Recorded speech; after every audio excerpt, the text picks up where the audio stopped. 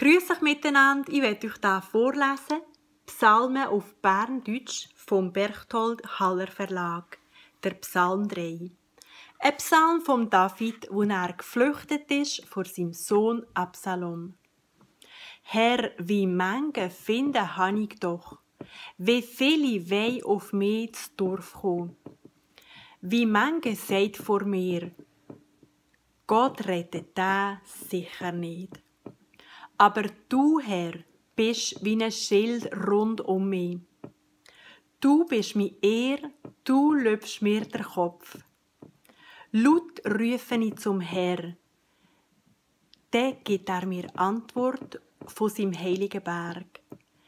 Ich bin abgelegen und eingeschlafen. Dann wieder erwacht, mich behütet der Herr. Ich habe keine Angst vor 10.000 Leuten, auch wenn sie rings um mich herum standen. Stand auf, Herr, hilf mir, mein Gott. Du klepfst alle meine Feinde und schlägst den gottlosen Zähne ein. Der Herr rettet, schick die Segen auf dein Volk.